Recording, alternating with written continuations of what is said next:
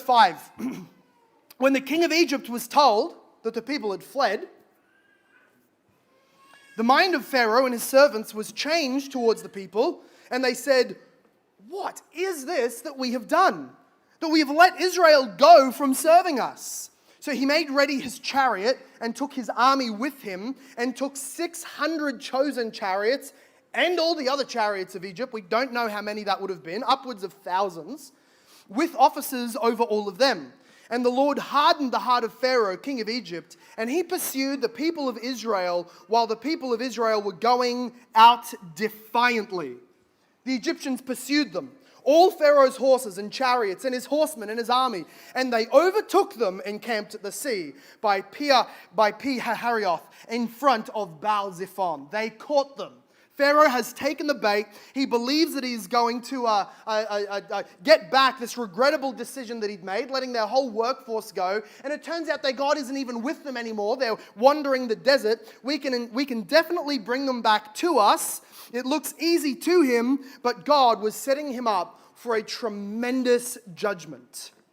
This is a sign for us, or a lesson for us in our lives. It can look like to us on our timeline and on our schedule and on our budget, we can think that God is wasting time, wasting money, burning opportunities in our life. We can feel like God is taking way too long to restore the family relationship. Or God is taking way too long to give me the opportunities that I think I want to be able to serve him. Or God has allowed me before I was a Christian. He took so long to save me. Why did I wander back and forth all this time? Why? And of course the answer is because God's main aim in your life is not to give you conveniences or to help meet your goals. That's not God. You're not coming into a church this morning and hearing, bring your to-do list, bring your wish list, bring your prayers to God, claim it, believe it. He's going to say yes and amen to everything. Just come and maybe give an offering to really secure that promise of God, and he'll give it to you. That is not at all biblical. It is extremely unbiblical. It is idolatrous and blasphemous. What God does is he looks at us and sees people owned by him. What does he see when he looks at the Israelites? He sees people that he purchased by the blood of the Lamb. People that he redeemed by his strong arm out of Egypt. People that belong to him. They are not their own. They were bought at a price. And how much more so over the people of the church today?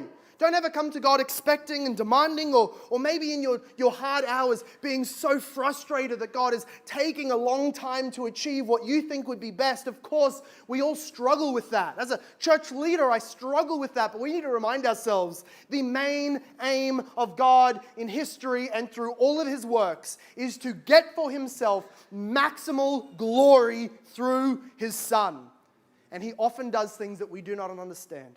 He often does things that don't make sense until they're completed. He often does things that leaves us confused intentionally so that after the fact, or in heaven, we look back and say, God did all things well.